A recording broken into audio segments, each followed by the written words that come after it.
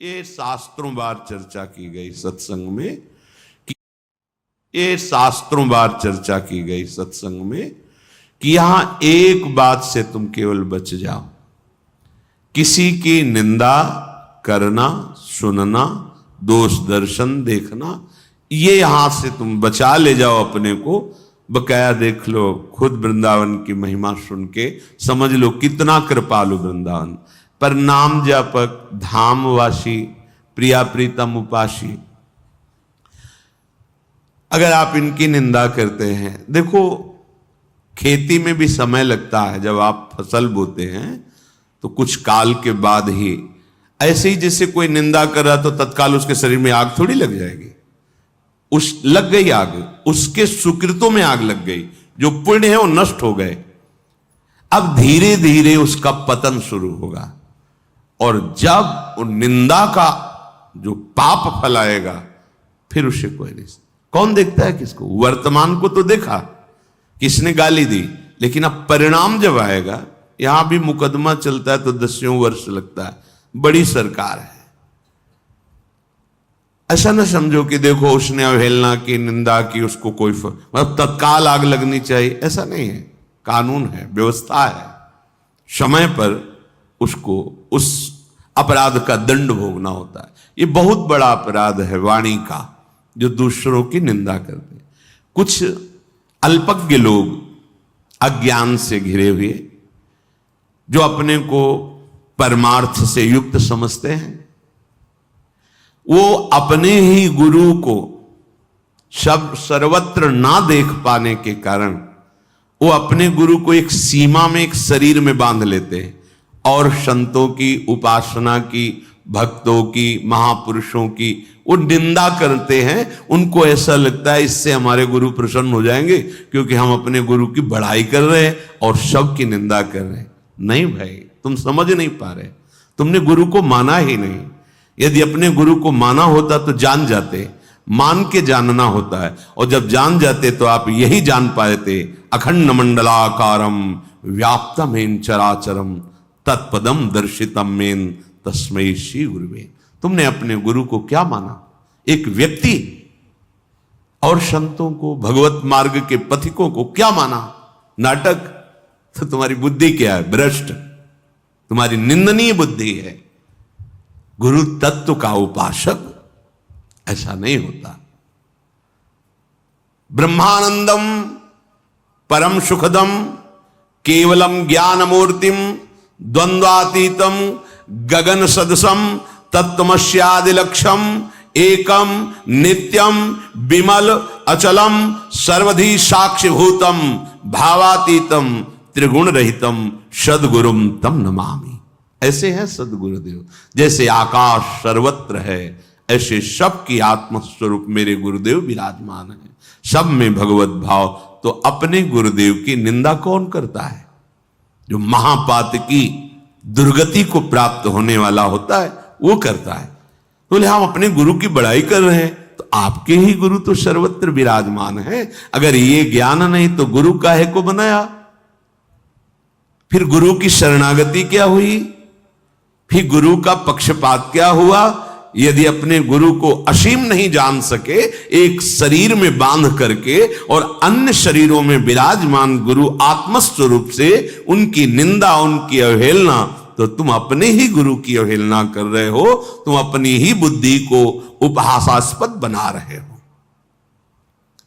ऐसे लोग घोर नरक को प्राप्त होते हैं।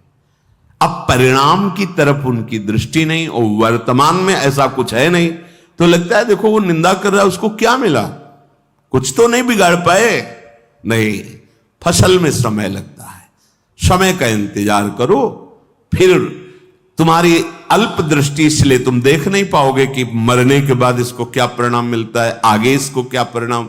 और अभी वर्तमान में उसका हृदय जल रहा है। कितना अशांत है। जब किसी के मुख से किसी की निंदा निकलती है तो उस समय उसके हृदय को देखो, कितना कलुषित और जल रहा है वो, तब वो ऐसा बोल रहा है।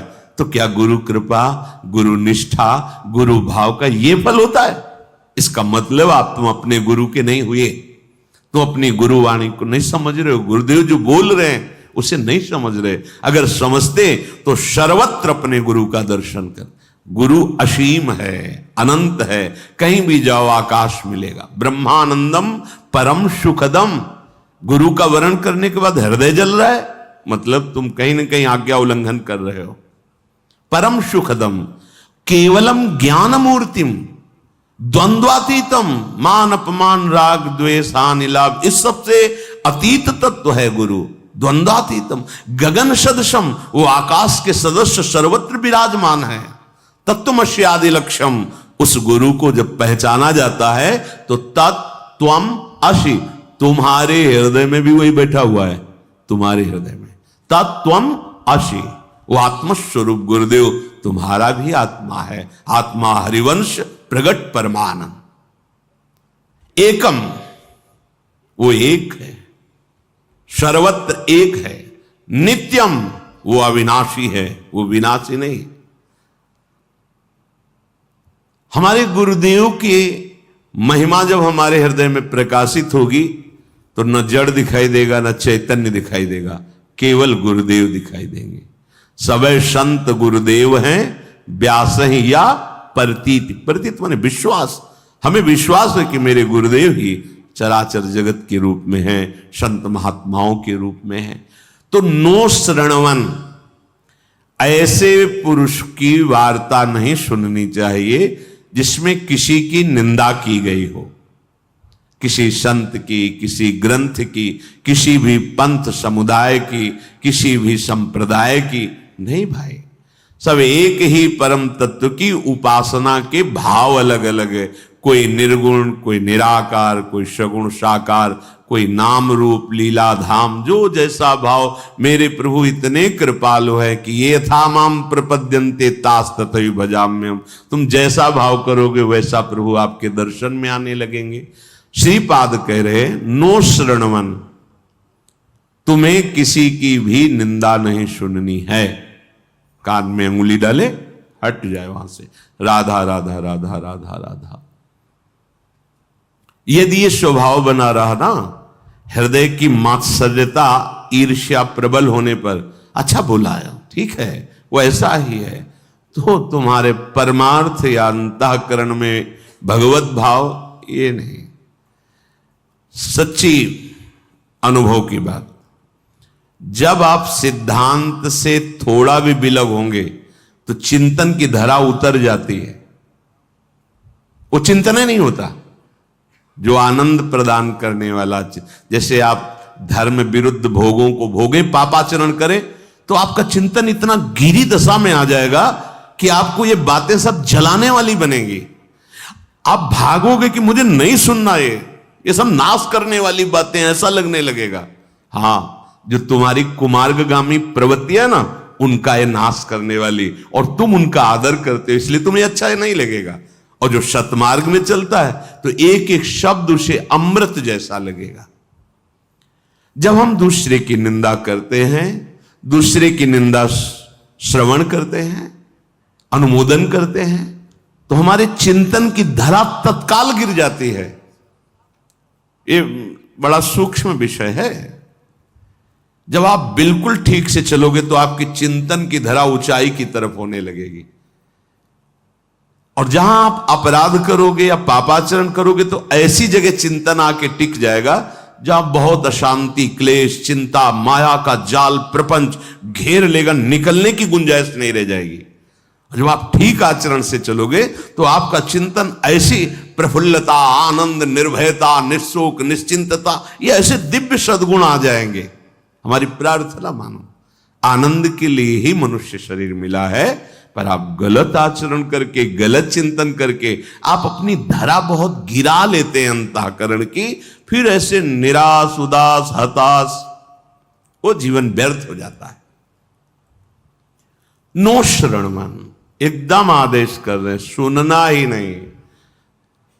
पूज्यपाद श्री उड़ी बाबा जी महाराज एक भक्त का उदाहरण देते हैं कि उनके पास जहां कोई प्रभु से बिलक चर्चा करने लगता, वो कान में उंगली डालते, जोर से बोलते श्री कृष्ण श्री कृष्ण श्री कृष्ण, भाग पड़ते वहां से, सुनना ही नहीं है। नो श्रणवन और नैव ग्रहणन, उन बातों को स्वीकार नहीं करना है, क्योंकि वो माया ग्रसित अज्ञान की धरा में बोल रहा है। जैसे प्रभु के श्री विग्रह की अर्चना वंदना, इसकी कोई निंदा करे, प्रभु के धाम की महिमा की कोई अवहेलना करे, प्रभु के भक्तों की कोई निंदा करे, नाम की महिमा की कोई निंदा करे, अपनी अपनी भावना का आरोप करके अन्य भावनाओं की अवहेलना करे, अपनी उपासना अपने गुरुदेव अपने आराध्य देव का आप खूब यश गाइए, पर दूसरे की निंदा मत कीजिए, क्योंकि दूसरे रूप में जो उपासना हो रही वो अपने ही आराध्य देव गुरुदेव है, दूसरा नहीं है, दूसरों न कोई दूसरा नहीं है। एकमात्र परम तत्व हमारे गुरुदेव आराध्य देव ही सब रूपों में है। यदि हमने निंदक की बात सुनी और उसे स्वीकार कर ली, ऐसा हो सकता है, तो फिर आपकी चित्त की धरा बदल जाएगी। ये बड़ा सूक्ष्म विषय है, बड़े बड़ों की दशा बदल जाती है। कैकेयी जी को जब मंथरा ने पहली बार उपदेश किया तो कैकेयी जी ने कहा, घर फोड़ी तेरी जबान काट लेंगे अगर दोबारा बोली। फिर जब दोबारा बोली तो ग्रहण कर लिया। जब ग्रहण कर लिया तो फिर देखा क्या हुआ। ग्रहणन, जहां हृदय में तुमने वो बात स्वीकार की तो धरा बदल गई। अब चिंतन उसी धरा से होगा जिस धरा का आपने श्रवण किया है। अब आपकी आस्तिकता पर, आपकी भक्ति पर, भगवत भाव पर वो प्रभाव डाल देगी। को न कुसंगति पाय नसाई, राहे न नीच मते चतुराई।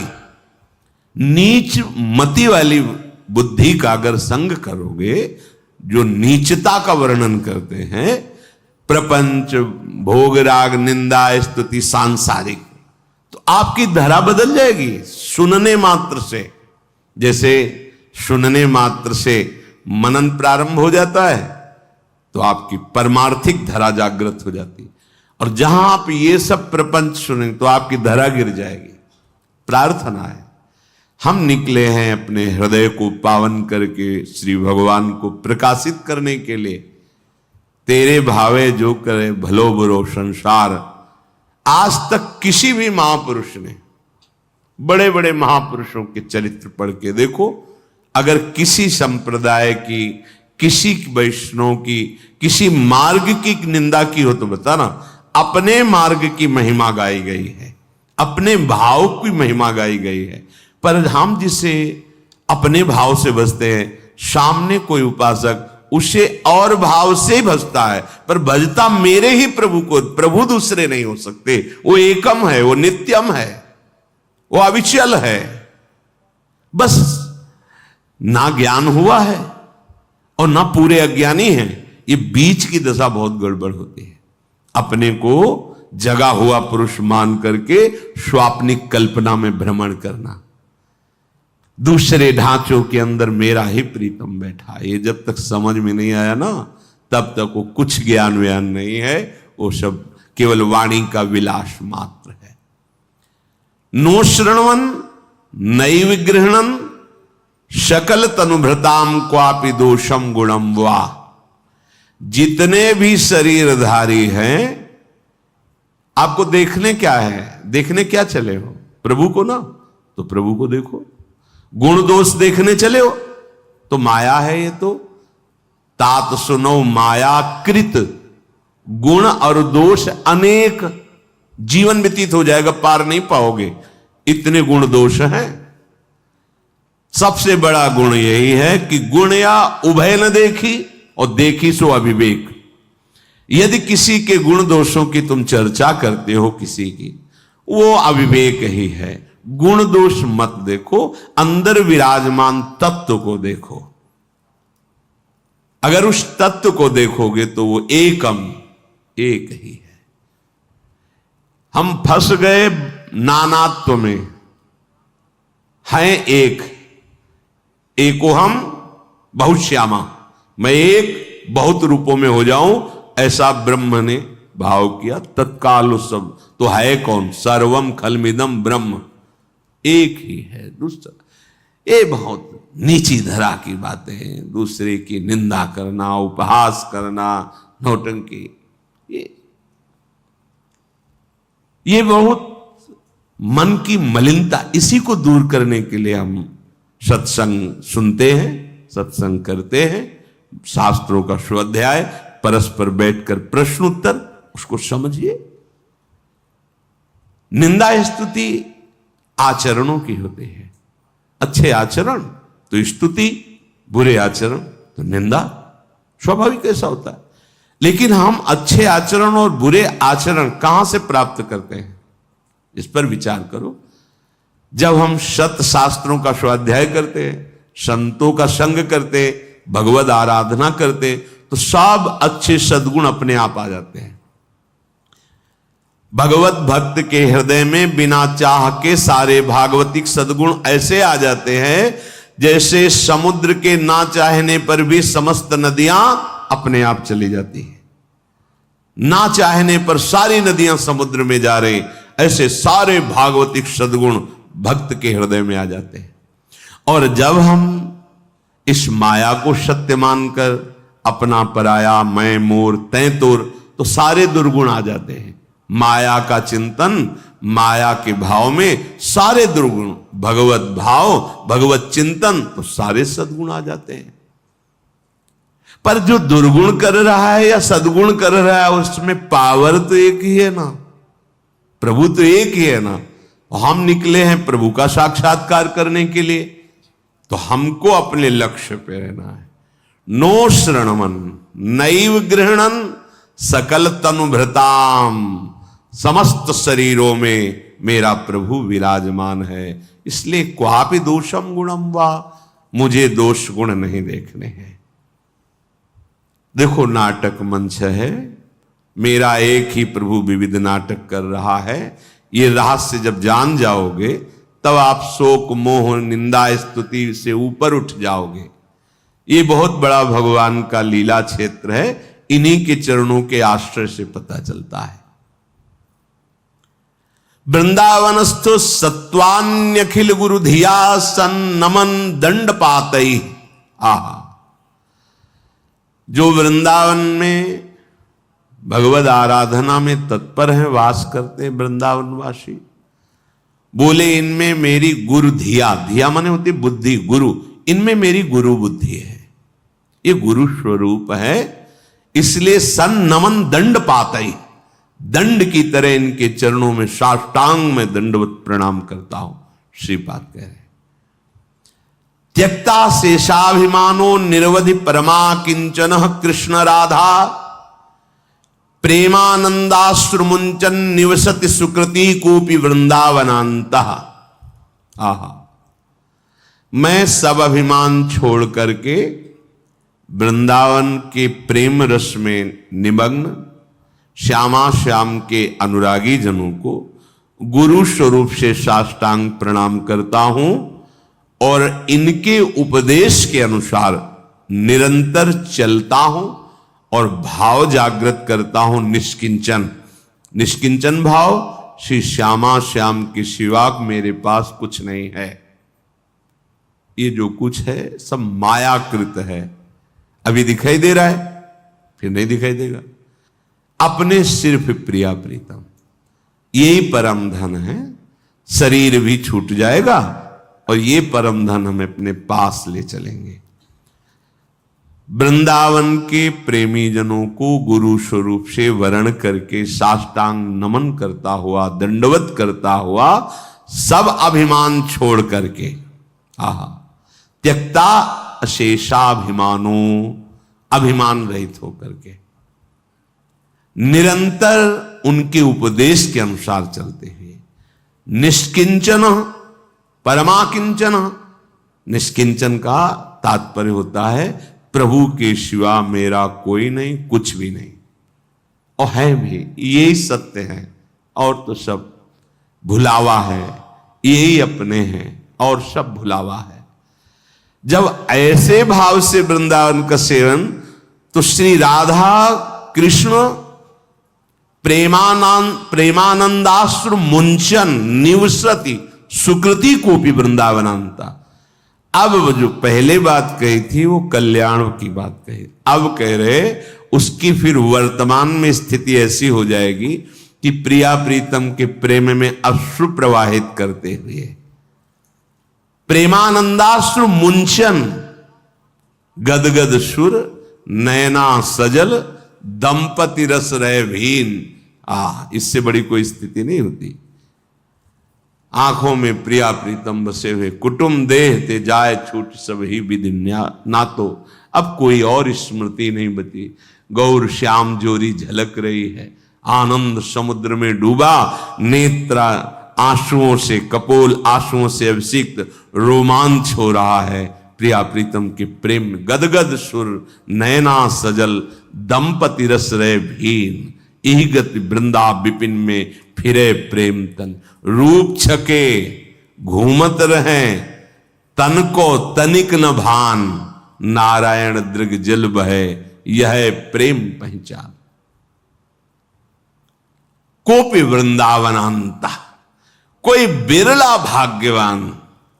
पीछे का श्लोक और इस श्लोक में बहुत अंतर है।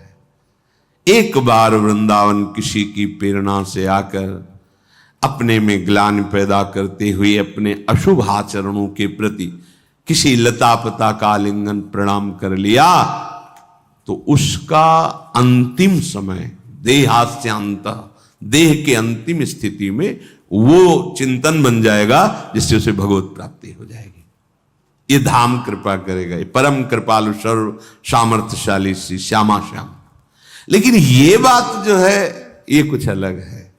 जब आप वृंदावन में रहें या कहीं भी रहें, वृंदावन का आश्रय लेकर प्रिया प्रीतम का किसी भी देहधारी की निंदा नहीं करनी, निंदा नहीं सुननी। फिर संत और भक्तन निंदा अति बुरी भूल करो जिन कोय, किए सुकृत बहु जन्म के छिन में डारे कोय। अब आचरण ठीक नहीं, भोजन ठीक नहीं, निरंतर भजन नहीं तो बुद्धि मलिन है। अब मलिन बुद्धि में इन बातों को तुम समझ पाओगे? सत्संग की बातों तुम तो उपहास ही करोगे ना। देखो हमारी तुम्हारी तो बुद्धि बहुत छोटी है। दक्ष प्रजापति सृष्टि में बड़ा ऊंचा पद है, देवराजेंद्र से भी ऊंचा पद है प्रजापति पद। इससे बस आखिरी पद परमेष्ठी पद है। नारद जी को शाप दे दिया था भगवत भजन का उपदेश करने के कारण। जब उनके पुत्र भजन के लिए, तो उन्होंने शाप दिया था कि तुम 2 घड़ी से ज्यादा कहीं टिक नहीं सकते। तो कहा 48 मिनट तो बहुत होते हैं।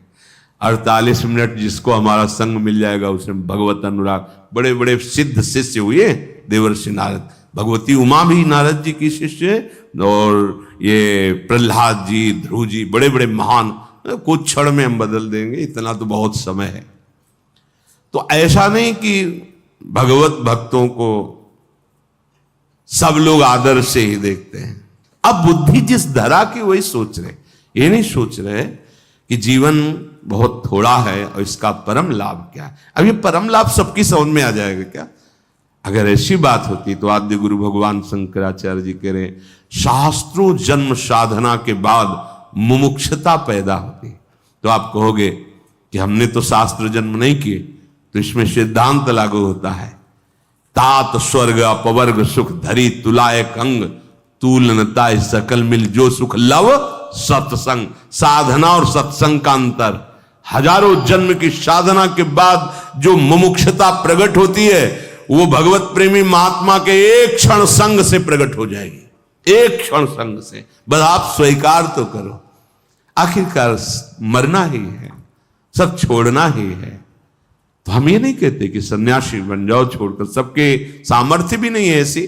धर्म पूर्वक विषयों का सेवन करते हुए, नाम जप करते हुए, दूसरों को सुख पहुंचाते हुए, क्या ऐसा आनंदमय जीवन नहीं जिया जा सकता क्या? 24 घंटे में थोड़ा समय एकांत में भी दो अपने जीवन के लिए, फिर व्यवहार में भी उतरो समाज सेवा के लिए। कभी ऐसा कोई सिद्धांत मना नहीं किया गया। हाँ, अब एकदम गंदी बातों में तुम अपना समय लगाओगे तो ये सब बातें तुम्हें अच्छी नहीं लगेंगी और यही लगेगा कि ये अशांति है। देखो, जब हमारी दृष्टि बदल जाती है तो परम शांति प्रदान करने वाला मार्ग अशांति युक्त लगता है, और अशांति प्रदान करने वाला जो भोगों में रत बुद्धि है, ये अशांत बुद्धि होती है। भोगों का त्याग करने वाला, त्यागा शांति अनंतरम, भोगों के त्याग से शांति होती है, और उसको लग रहा है कि भोगों को छुड़ा रहा है इसलिए वो अशांत हो रहा है, जबकि भोगों को स्वीकार करने से अशांति होती। भगवान के वचन है, पर भगवान और भक्त को माने तब ना, उत भोग और विषयों को मान रहा है, इसलिए उसकी समझ में नहीं आया।